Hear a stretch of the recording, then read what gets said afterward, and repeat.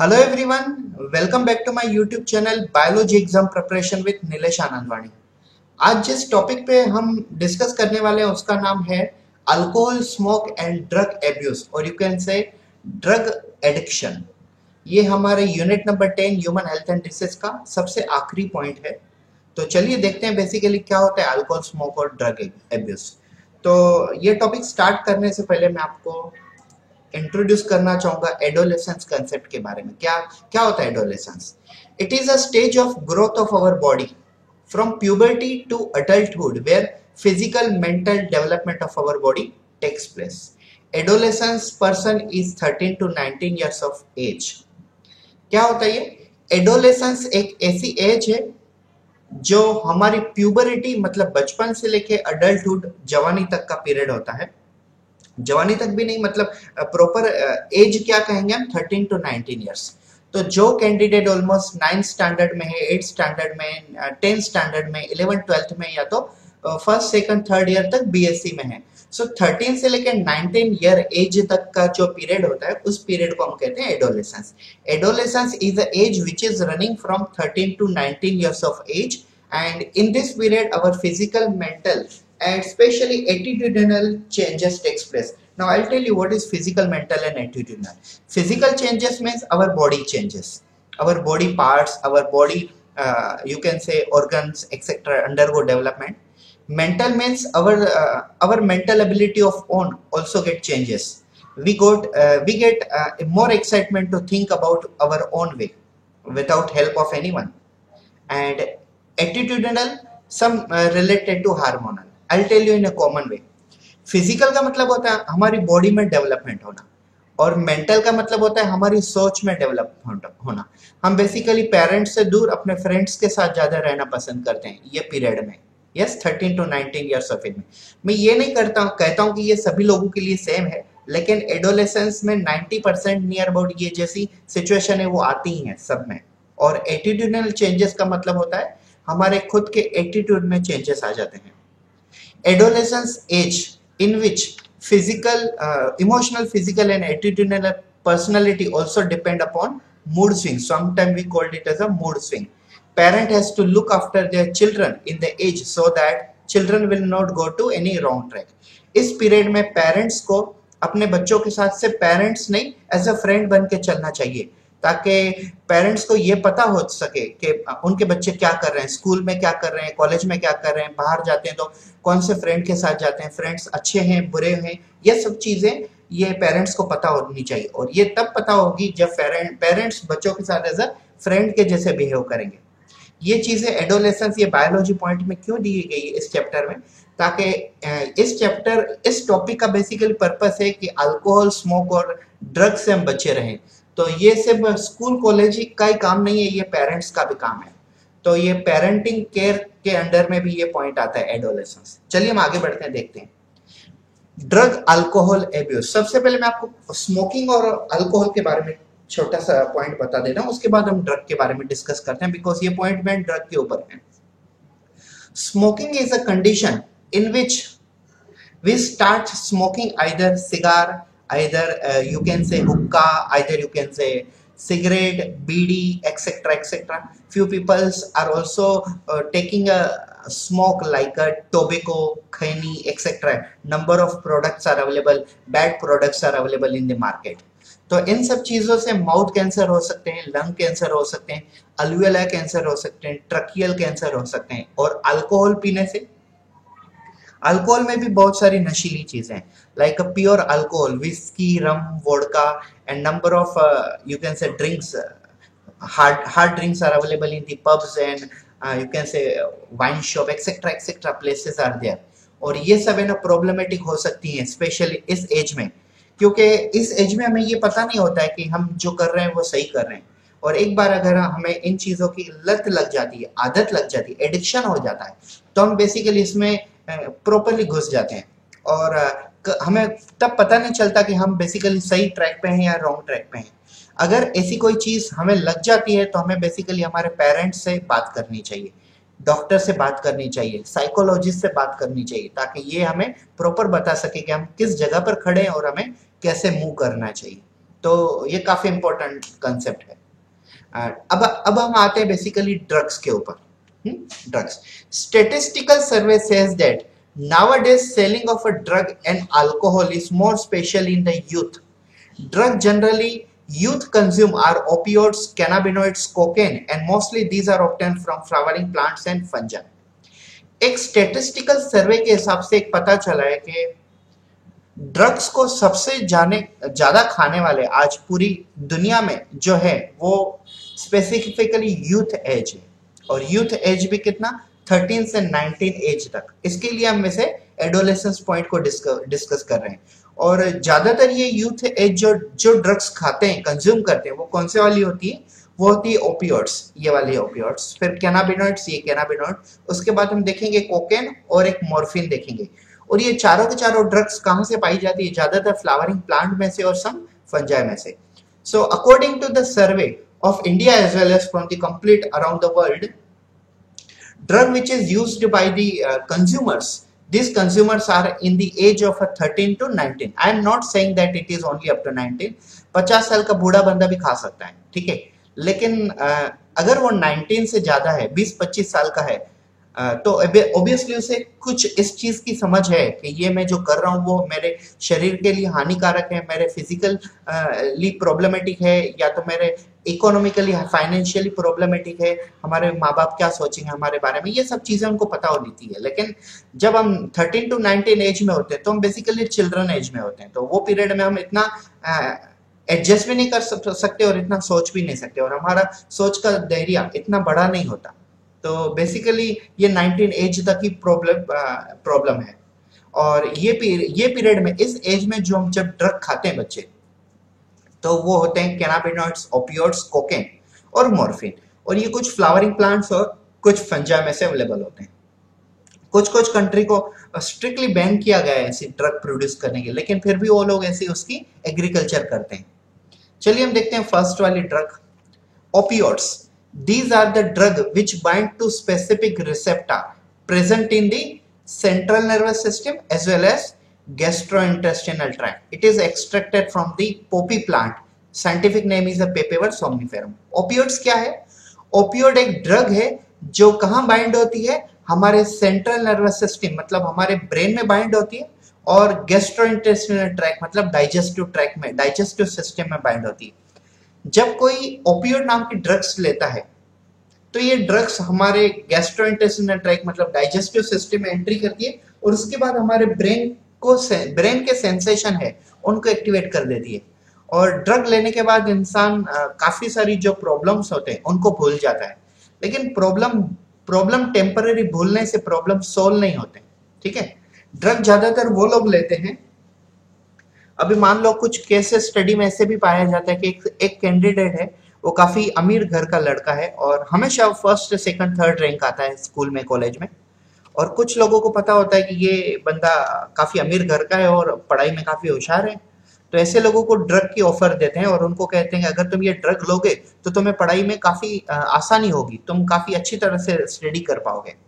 फिर वो बच्चा वो चीज ले लेता है, और वो ड्रग लेने के बाद उनके ब्रेन में ऐसी खलबली, ऐसे चेंजेस होते हैं, तो उसे इतनी अच्छी लग जाती है वो चीज। हालांकि वो उसके शरीर में वो चीज काफी मतलब नुकसान कर रही होती है, लेकिन उनको खुद को पता नहीं होता। फिर वो बच्चे को उस चीज की लत लग जाती है, फिर वो घर से पैसे लेके, चोरी करके, माँ बाप के पॉकेट में से लेके, यहाँ वहां से पैसे लेके वो चीज खरीदता है। और अंत में एक टाइम ऐसे आ जाता है जब उसका रिजल्ट, यूनिट टेस्ट के मार्क्स सब डाउन हो जाते हैं, तब उनके माँ बाप को भी पता चलता है कि ऐसा क्यों हो रहा है, तो इस वजह से हो रहा है। लेकिन तब तक बात खत्म हो गई होती है, ठीक है। तो वो कहते हैं ना, अब पछताने से क्या फायदा जब चिड़िया चुग गई खेत। तो ये कंडीशन ऐसी हो जाती है। मैं एक्चुअली ये मैंने मुहावरा इसके लिए कहा क्योंकि पेरेंट्स को हर पल की मतलब जानकारी होनी चाहिए कि उनके बच्चे क्या कर रहे हैं, ठीक है। सो ये ओपियोइड कौन से प्लांट में से मिलती है? It is obtain from Poppy plant. Name of Poppy plant is पेपेवर सोमनिफेरम। मैं इसका फोटो दिखाता हूँ। ये देखिए पॉपी प्लांट है, ये पॉपी प्लांट के फ्लावर में से ये ड्रग बनाई जाती है ओपियोइड नाम की। ये उसका फ्रूट है, फ्लावर में से फ्रूट बनेगा ना, ये फ्रूट, तो फ्रूट में से ये ड्रग बनती है, फ्लावर फ्रूट का कॉम्बिनेशन का। Next one drug is cannabinoids. Cannabinoid is a drug. It binds with a receptor of a brain. Receptor मतलब sense organ. It binds to the receptor of brain. It is obtained from the flower of cannabis sativa and other substance also obtained from this plant such as marijuana, hashish, charas, ganja, etc. This have effect on heart also. तो क्या है cannabinoids? Cannabinoid एक ऐसी drug है जिसका receptor मतलब sense organ जो है जहां पे वो एक्टिविटी करती है, जहां पे वो एक्शन करती है, वो होता है ब्रेन। और ये कहां से मिलती है? ये कैनाबिस सटाइवा प्लांट के फ्लावर में से बनती है। और इस कैनाबिनॉइड्स के कुछ अदर टाइप भी हैं जिसको हम मरीजुआना के नाम से जानते हैं, हशीश के नाम से जानते हैं, चरस के नाम से जानते हैं, गांजा के नाम से जानते हैं, और हेम्स भी है, नहीं हेम्स। और इन सब का बेसिकली इफेक्ट हमारे हार्ट के ऊपर भी पड़ता है। So cannabinoid is a drug obtained from the flower of a cannabis sativa and it has a several sub type such as a marijuana, hashish, charas, ganja etcetera, and it have a effect on heart also. मेरे पास इसका plant का photo नहीं था, ये opioids है। Next, cocaine और Coca. It is obtained from the Coca plant. Scientific name of plant is Erythroxylum coca. It interact with the neurotransmitter dopamine and slow down the sensation. High dose of cocaine result into hallucination. अब मैं सब आपको समझाता हूँ ये क्या होता है। कोकेन और कोका जो ड्रग है ये इरिथ्रोजाइलम कोका नाम के प्लांट में से मिलती है, और इसका रिसेप्टर मतलब ये कहाँ एक्शन करती है, इंटरेक्ट कहाँ करती है? न्यूरोट्रांसमीटर डोपामाइन पे। हमारे ब्रेन के 2 या तो 5-6 न्यूरॉन जब पास में मिलते हैं तब उसे हम कहते हैं सिनेप्सिस। और सिनेप्सिस तभी होता है जब हमारे नर्व एक्टिवली पार्टिसिपेट करते हैं। तो कोकेन ड्रग क्या करती है? न्यूरोट्रांसमीटर डोपामाइन को उसका फंक्शन स्लो डाउन कर देती है, और इसके कारण हमारे ब्रेन में ज्यादातर मैसेजेस नहीं जाते हैं और हम रिलैक्स फील करते हैं। अब आप मान लो एक चीज समझ लो, आप कंटिन्यूअसली पढ़ाई कर रहे हो, 3-4 सब्जेक्ट साथ में पढ़ रहे हो एक घंटे के गैप में, और इतना पढ़ने के कारण आप क्या कर रहे हो? काफी सारी जो मटेरियल है आपके ब्रेन में कॉपी कर रहे हो, अंडरस्टैंडिंग करने की कोशिश कर रहे हो। फिर ऐसे में आपका ब्रेन काफी एक्टिव हो जाता है, और इस कंडीशन में अगर आप कोकेन लेते हो तो आपका ब्रेन है ना काफी स्लो डाउन हो जाता है और आप रिलैक्स फील करते हो। लेकिन ये रिलैक्सेशन अपने लिए नुकसानकारक है, बिकॉज आप जो कर रहे थे वो पहले चीज वो आपकी फायदे की थी, आपकी पढ़ाई आपकी फायदे की थी, लेकिन ये कोका आपकी ब्रेन के फंक्शंस को स्लो डाउन कर रहा है। और जब इसका डोज काफी हाई डोज हो जाता है तो उसे हम कहते हैं हेलुसिनेशन, मतलब एक भ्रम की दुनिया पैदा हो जाती है। Hallucination means hallucination is a condition which does not actually hallucination is an imaginary condition which does not actual found in the nature but it feel. hallucination एक ऐसी imagination की condition है जो हमारे आसपास नहीं होती लेकिन हम महसूस करते हैं। hallucination के हाई डोज आपने कबीर सिंह मूवी में देखे होंगे, इवन दो उड़ता पंजाब मूवी आई थी स्पेशली ड्रग्स के ऊपर थी कि यूथ सबसे ज्यादा इंडिया में जो ड्रग्स लेते हैं वो पंजाब में। ये मैं नहीं कह रहा हूँ, ये उड़ता पंजाब पिक्चर में बताया गया हुआ था, ठीक है। तो हेलुसिनेशन का मतलब होता है एक ऐसी इमेजिनरी लाइफ में चले जाना जो एग्जैक्टली एग्जिस्ट ही नहीं करती। हम अपने आप को basically king of the world महसूस करते हैं, लेकिन होते हम उसी जगह पर हैं, उसी प्रॉब्लम में होते हैं। जब ये ड्रग्स का नशा उतरता है तो हम जिस प्रॉब्लम में फंसे होते हैं पहले से, उस प्रॉब्लम को हमें फिर से फेस करना ही होता है। सिर्फ ये टेम्पररी रिलैक्स दे देती है, लेकिन उसके कारण 2 दिन आपके वेस्ट भी चले जाते हैं। आप एक समझ लो, आपको 10 दिन में पूरी एक कोर्स पूरा पढ़ाई करना है, ठीक है, और आप 3 दिन पढ़ रहे हो और आपका ब्रेन काफी एक्टिव हो जाता है, फिर आप 2 दिन ड्रग्स ले लेते हो तो 2 दिन आपको फील करना अच्छा फील होता है, लेकिन उसके बाद तो आपके पास से 5 ही दिन बचे होते हैं। फिर मतलब आपके पास जो 7 दिन थे आपसे 5 ही दिन बचे हैं पढ़ाई करने के लिए। तो ये हेलुसिनेशन ये होता है, ड्रग्स का बेसिकली अवॉइड करना चाहिए, ठीक है। आखिरी ड्रग देखी, ये थोड़ी बहुत अच्छी भी होती है हमारे लिए क्योंकि सर्जरी में यूज होती है। Morphine, it is very effective sedative and pain killer. Sedative मतलब नींद आने वाली और पेन किलर मतलब पेन को खत्म करने वाली। It is a very effective sedative and painkiller used for surgical patient after surgery. When these substances are taken other than the medical purpose, they cause physical and psychological dysfunction called drug abuse. मतलब क्या होता है? Morphine एक ऐसी drug है जो किसी का अगर ऑपरेशन हो जाता है तो ऑपरेशन के बाद, सर्जरी के बाद मॉर्फिन दिया जाता है, क्योंकि मॉर्फिन बेसिकली पेशेंट को नींद आने में मदद करती है और ये पेन को किल करने में भी मदद करती है। So it act as a sedative and pain killer. लेकिन अगर आप इसे मेडिकल यूज से देखो तो ठीक है, लेकिन अगर आप उसे मेडिकल पर्पस को छोड़ के एज ए एंजॉयमेंट की तरफ से देखते हो तो ये साइकोलॉजिकली आपकी बॉडी को काफी एब्यूज कर देगी। आपको मतलब इस चीज का एडिक्शन हो जाएगा, आदत लग जाएगी, लत लग जाएगी मॉर्फिन की। मॉर्फिन इन सबसे काफी स्ट्रॉन्ग और वेरी इफेक्टिव होती है, लेकिन इसके अच्छे भी फायदे हैं, बुरे भी फायदे हैं। तो ये थे कुछ इंपॉर्टेंट ड्रग। ये है प्लांट इरिथ्रोजाइलम कोका, जिससे हम कोकेन और कोका प्रोड्यूस करते हैं। ये फ्रूट इरिथ्रोजाइलम कोका के जब ये येलो में से रेड हो जाते हैं तो मैच्योर हो जाते हैं और इनमें से ड्रग बनाई जाती है। What causes adolescent substance abuse and drug? जब एडोलेसेंस मतलब जब ड्रग और एब्यूज, जब हम ड्रग्स के और अल्कोहल के या तो स्मोकिंग के आदी हो जाते हैं, लत लग जाता है, तब हम कौन कौन सी चीजें कर सकते हैं। तो ये देखिए कुछ साइंटिफिक रिसर्च में पता चली है। Substance make a thinking to do risky job. ऐसे केमिकल वाले सब्सटेंस हमें रिस्की जॉब करने में स्टिमुलेट करते हैं, विच में be include car accident, you can say unsafe sex, means sex with a sex worker, prostitute, etc., and some crime also. Their role may be drug abuse, reasons like insufficient parental observation, lack of communication between the parent and kids. It also true that these bad habits usually come to us in a young age, but prevention is better than cure. Preventive measures are given below. हम देखते हैं क्या preventive measures हैं। तो यहाँ पे क्या बताया है बेसिकली कि अगर आप स्पेशली ड्रग के आदी हो जाते हो तो आप कार एक्सीडेंट, अनसेफ सेक्स और क्राइम, इन चीजों में ज्यादा आगे बढ़ जाते हो।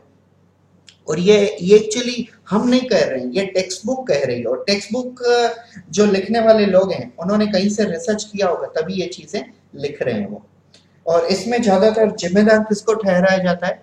इसमें ज्यादातर जिम्मेदार उन ड्रग्स बेचने वाले को भी ठहराया जाता है और उससे ज्यादा उन लोगों को भी ठहराया जाता है जो खरीदते हैं, और सबसे ज्यादा पेरेंट्स को। क्योंकि अगर पेरेंट्स अपने बच्चों के साथ प्रॉपरली कम्युनिकेशन नहीं करते इन चीजों में, अपने बच्चों से डेली कम्युनिकेट नहीं करते कि बेटा क्या कर रहे हो, आज क्या पढ़ाई की, आज स्कूल में क्या पढ़ाया, कॉलेज में क्या पढ़ाया, ट्यूशंस में क्या पढ़ाया, आपको होमवर्क कर रहे हो आप सब प्रॉपर चीजें। पेरेंट्स अगर बच्चों के नोट्स बुक ये सब चेक करते हो।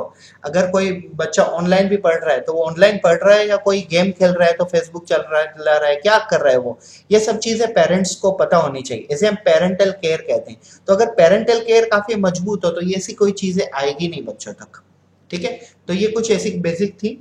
दो चीजें हैं जिससे हम बेसिकली इन चीजों को अवॉइड करते हैं। First, avoid undue peer pressure, and second, education and counselling. तो सबसे अवॉइड अनएड्यू पीयर प्रेशर का मतलब होता है जब आप पढ़ाई करते हो तो उस वक्त आप बेसिकली इनकम कमाने की नहीं सोचनी चाहिए। A child should not push to perform beyond his ability to work more than study. इसके एक्चुअली दो मतलब होते हैं। अगर आप एजुकेशन लेते हो तो उस वक्त आपको कोई जॉब वगैरह नहीं करनी चाहिए, और दूसरी बात, अगर आप एजुकेशन करते हो तो उसके साथ दूसरा कोई काम, वर्कलोड भी नहीं करना चाहिए। आपका सिर्फ फोकस पूरी स्टडी के ऊपर ही होना चाहिए। लेकिन क्या कर सकते हैं, हम इंडिया में रहते हैं और कुछ बच्चे ऐसे होते हैं जो गरीब होते हैं, जो पढ़ाई नहीं कर पाते हैं। तो मतलब पढ़ाई करने के लिए इतने पैसे नहीं होते उन लोगों के पास, तो वो लोग बेचारे वर्क करके कमाते हैं। लेकिन जो लोग अपनी पढ़ाई के लिए काम करते हैं, ठीक है, तो वो चीज ठीक है, हम समझ सकते हैं उस चीज को। और दूसरा है एजुकेशन एंड काउंसलिंग। आप अपनी पूरी पढ़ाई के ऊपर ध्यान दो, और अगर आप कोई गलत चीज में अगर चले गए हो, गलत ट्रैक पे चले गए हो, तो एज अ परफेक्ट बंदे से, काउंसलर से काउंसलिंग कीजिए। सबसे पहला काउंसलर कौन होता है पता है? सबसे पहला काउंसलर होता है अपनी माँ और बाप। अपने मम्मी पापा से बात कीजिए, कोई भी प्रॉब्लम हो कि मैंने ये चीज गलत कर दी है, मैं इस चीज का मुझे लत लग गई है। आपके माँ बाप आपकी वो आदत छुड़वा देंगे, गारंटेड। और उसके बाद आप कोई अपने बायोलॉजी टीचर के पास जा सकते हो जो इस चीज की जानकारी रखता हो। आप कोई भी टीचर के पास जा सकते हो, क्योंकि टीचर आपको कभी भी गलत सलाह नहीं देगा। आप डॉक्टर के पास जा सकते हो, काउंसलर के पास जा सकते हो, साइकोलॉजिस्ट के पास जा सकते हो। तो ये एक था हमारा टॉपिक। मैंने सोचा कि इसको ज्यादा से ज्यादा हिंदी में समझाया जाए ताकि आपको प्रॉपरली दिल से ये टॉपिक समझ जाए। आई होप सो आपको ये टॉपिक समझ गया है। टॉपिक का नाम था alcohol, smoke and drug abuse. Thank you so much for watching this video. Parents ये वीडियो जरूर देखना।